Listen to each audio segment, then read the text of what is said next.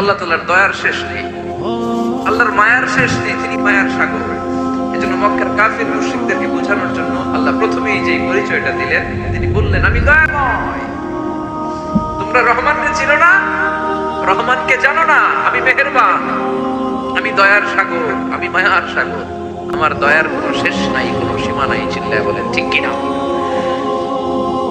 এজন্য আল্লাহ প্রথমে পরিচয় দিলেন আর রহমান, আমি দয়ার সাগর, আমি মায়ার সাগর। 2 নাম্বার পরিচয় আল্লাহ দিলেন আল্লামাল কোরআন, আমি শুধু দয়ার সাগর নই, তোমাদের হেদায়েতের জন্য আমি কোরআন নাজিল করে দিয়েছি,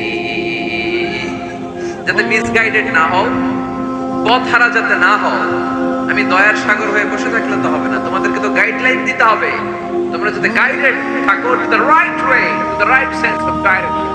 এজন্য আমি তোমাদের হেদায়েতের জন্য কোরআন নাজিল করেছি, তোমাদেরকে আমি কোরআন শিখিয়েছি। আল্লামাল কোরআন, আমি কোরআন শিখিয়েছি। এজন্য দুনিয়াতেও যারা কোরআন শিখায় তাদের মর্যাদা বাড়ায় দেয় কে?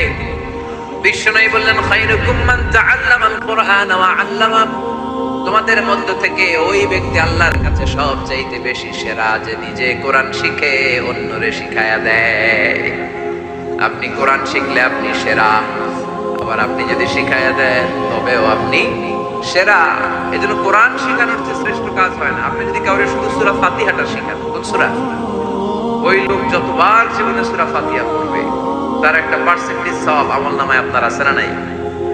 আবার ওই লোক যদি কাউরে এই সূরা ফাতিহাটা শেখায়, আবার যারা শেখালে যদি আবার আরেকজনকে শেখায়, এভাবে যতজনকে শেখাবে প্রত্যেকের সওয়াব থেকে একটা পার্সেন্টেজ সওয়াব আপনার আমলনামায় দিয়ে দিবে কে? এজন্য কোরআন শিখবো, শিখাবো, শিখবো, শিখাবো।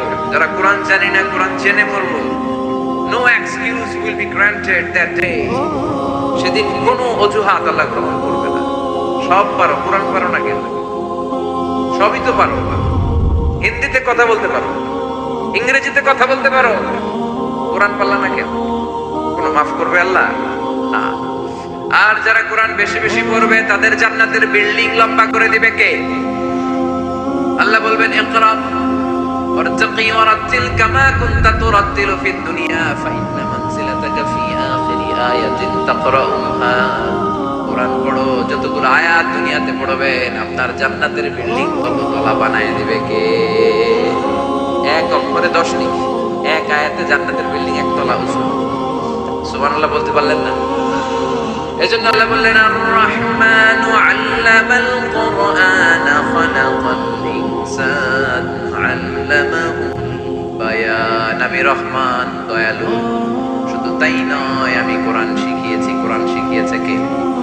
এজন্য আমরাও শিখাবো, আমরাও শিখাবো। 3 নম্বর আল্লাহ পরিচয় দিলেন খালাকাল ইনসান, আমি শুধু রহমান নই, আমি শুধু কোরআনের শিক্ষক নই, আমি মানব জাতির স্রষ্টা। মানব জাতিকে তৈরি করেছে কে? গোটা বিশ্বের মানুষগুলো, বিজ্ঞানীগুলো কত কিছু বানায়। মানুষগুলো মাইক বানায়, মোবাইল বানায়, ক্যামেরা বানায়, কম্পিউটার বানায়, জেট প্লেন বানায়, স্যাটেলাইট চ্যানেল বানায়, কিন্তু একটা মানুষ আর একটা মানুষ বানাতে পারে নাকি? মানুষ বানাতে পারে একজন, তিনি কে? খালাকাল ইনসান, তিনি মানুষ বানিয়েছেন। মানুষ বানানোর আবার 3 সিস্টেম। কয় সিস্টেম? সবাই বলেন।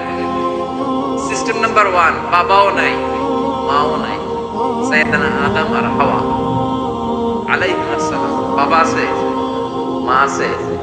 সিস্টেম নাম্বার 2, মা আছে, বাবা নাই, সাইয়েদানা ঈসা আলাইহিস সালাম। সিস্টেম নাম্বার 3, আমরা সলিমুদ্দি কলিমুদ্দি যারা আছি, আমাদের মাও আছে, বাবাও আছে। আবার আদম আলাইহিস সালামকে আল্লাহ তৈরি করলেন 3 সিস্টেমে। কয় সিস্টেম? সিস্টেম নাম্বার 1, মাটি নেয়া হলো, যেহেতু খালিকুন বাশারাম মিন তিন, মাটি থেকে তৈরি। এই মাটিটাকে কোরআন বলেছে তিনুন লাযিম, এঁটেল মাটি। কি মাটি? এঁটেল মাটি দিয়ে মূর্তি টুর্তি সাইজ করা যায়। এর উপরে আল্লাহ বৃষ্টি দিলেন 40 বছর, তারপরে এটা হয়ে গেল হামাইম মাসনুন, কাদা মাটি। কি মাটি? কাদা মাটি। এবার কাদা মাটির উপর বৃষ্টি দিলেন 40 বছর, এরপরে এটা হয়ে গেল চমৎকার সুন্দর মাটি।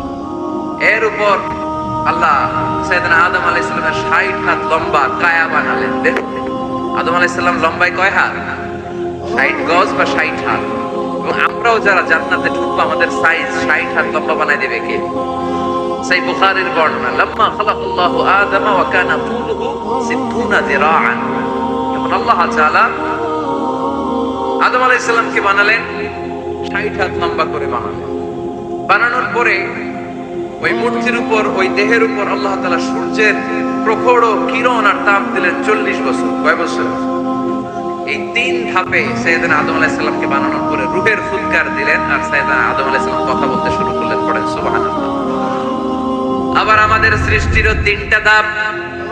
1 নাম্বার ধাপ নুতফা, আরেক নাম্বার ধাপের নাম হলো আলাকা, আরেক নাম্বার ধাপের নাম হলো মুদগা।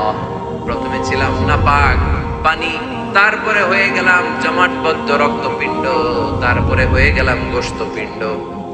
নাপাক পানি থেকে রক্তপিণ্ড হলাম, রক্তপিণ্ড থেকে গোশতপিণ্ড হলাম।